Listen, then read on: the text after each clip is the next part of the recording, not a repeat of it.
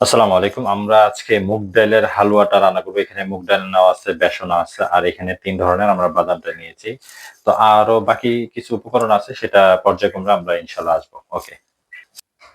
আসসালামু আলাইকুম। আজকে আমি আপনাদের কাছে নিয়ে আসতেছি মুগ ডালের শাহী হালুয়া, মুগ ডাউলের শাহী হালুয়া। এটা হচ্ছে পুরা রেসিপিটাই মূলত ভাজা হচ্ছে প্লাস সবকিছু করা হচ্ছে ঘি দিয়ে। যার জন্য এটার নাম দিয়েছি মুগ ডালের শাহী হালুয়া।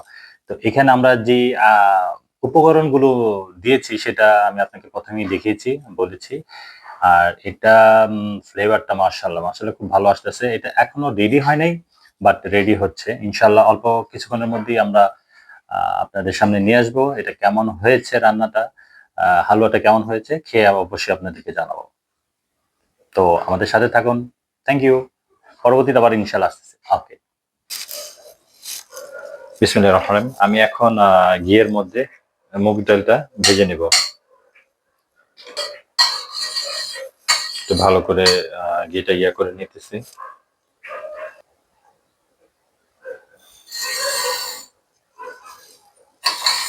বাস মুগ ডালটা দিয়ে দিলাম ঘিয়ের মধ্যে। একটু ভালো করে ঘিয়ের মধ্যে মুগ ডালটা ভেজে নিব। এটা আমি ততক্ষণ ভাজবো যতক্ষণ পর্যন্ত না হালকা বাদামি কালার হচ্ছে। তো এটা এখন ভাজতে থাকবো। যখন দেখবো আমরা মুগ ডালটা বাদামি কালার হয়ে গেছে, তখনই আমরা ইনশাল্লাহ মুগ ডালটা ভাজাটা কমিয়ে বন্ধ করে দেবো। হ্যাঁ, আমার ভাজা শেষ, এটা ভাজা হয়ে গেছে। তো আমাদের ভাজা সেই মুগ ডালটা আমরা এটাতে নিয়েছি, এটা ব্লেন্ড করব। এটা ভালো করে একটু ব্লেন্ড করে নিতে হবে, এই জন্য আমরা এটা ব্লেন্ডারে ঝাড়ে নিয়ে নিয়েছি। এই তো আমার মুগ ডাল ব্লেন্ডার করা হয়ে গেল। ঘি দিয়ে দিলাম।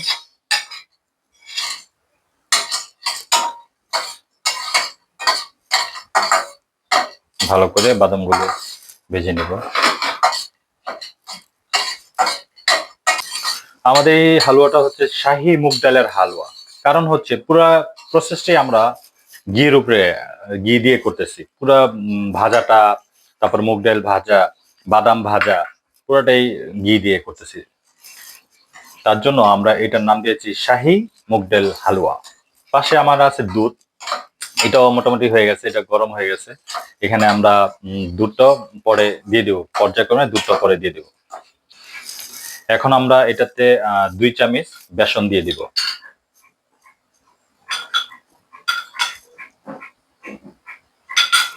এটা ভালো করে লেড়ে নিব।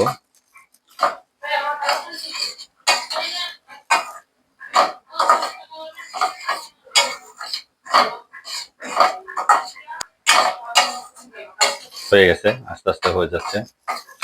মনে হচ্ছে যে আরেকটু ঘি দিলে দেবে নাকি আরেকটু ঘি?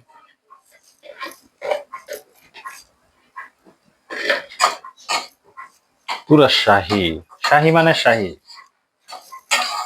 ঘিয়ের কোনো কমতি নাই।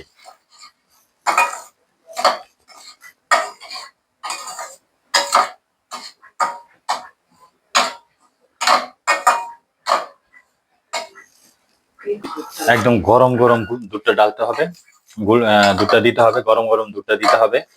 আর এটা দুধটার মাশাআল্লাহ কত সুন্দর বলক এসে গেছে।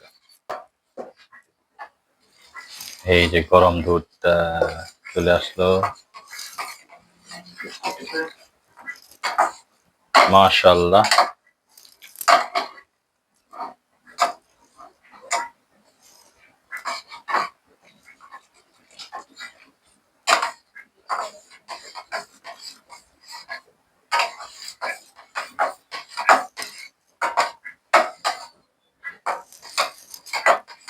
এটা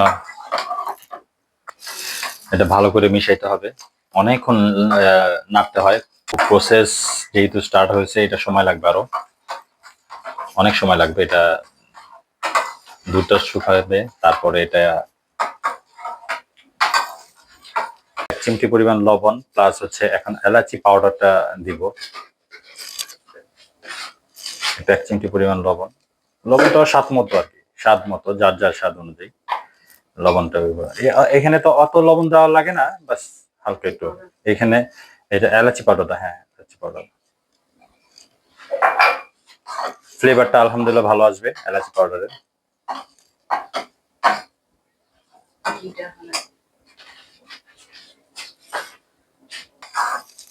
এখন আস্তে আস্তে ঘিটা উঠবে, যত বেশি ভাজা হবে আস্তে আস্তে ভাজা হবে আর ঘিটাও আস্তে আস্তে উঠতে থাকবে। তো এখন আমরা বাদামটা দিয়ে দিব, ভালো করে মিশিয়ে নিব।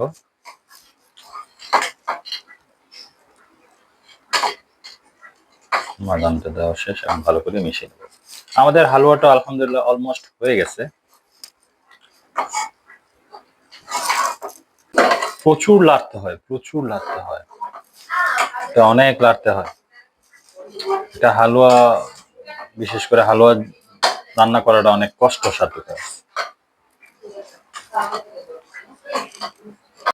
আলহামদুলিল্লাহ আমাদের আজকে যে আমরা বানিয়েছি মুগ ডালের হালুয়া, মুগ ডালের বরফি, তো আমাদের বরফিটা রেডি হয়ে গেছে। এখন আমি টেস্ট করে বলতেছি কেমন হয়েছে।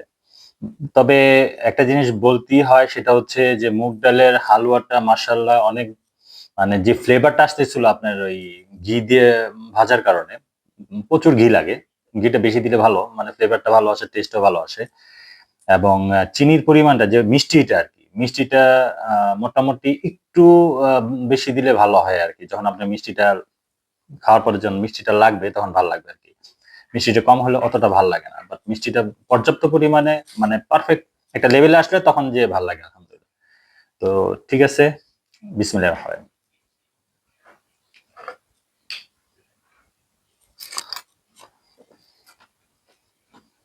হুম,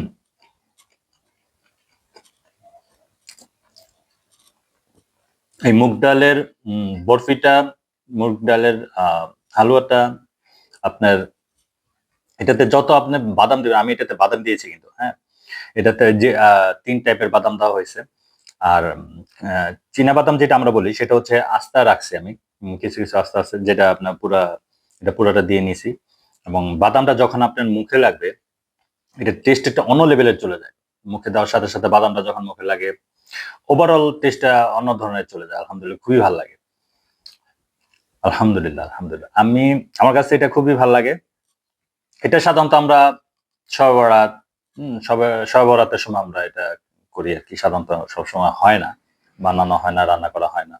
তবে আলহামদুলিল্লাহ খুব ভালো লাগছে। আশা করি আপনাদের কাছেও খুবই ভালো লাগবে ইনশাআল্লাহ। বাসায় ট্রাই করবেন। আপনাদের মতো করেই ট্রাই করেন, সমস্যা নাই। যেভাবে আপনাদেরকে ভালো লাগে ভালো করে ওইভাবে ট্রাই করেন। তবে যদি কমেন্টস করেন, খেয়ে যদি বলেন যে আলহামদুলিল্লাহ কেমন হয়েছে, খুব ভালো লাগবে। তো কাছে থাকলে অবশ্যই আপনাদের সাথে বিষয়টা পুরোপুরি প্র্যাকটিক্যালি শেয়ার করতাম। তো দোয়া রাখেন, ইনশাআল্লাহ পরবর্তীতে আবার নেক্সট আরেকটা ভিডিওতে দেখা হবে। আর প্লিজ আমাকে একটু সাপোর্ট করেন, আর ফলো দিয়ে রাখেন, লাইক কমেন্টস করেন। ঠিক আছে? আসসালামু আলাইকুম। আসসালামু আলাইকুম। আজকে আমি আপনাদের কাছে নিয়ে আসতেছি হচ্ছে আমাদের তৈরি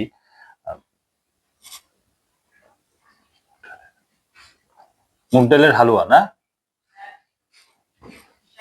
শাহী হালুয়া।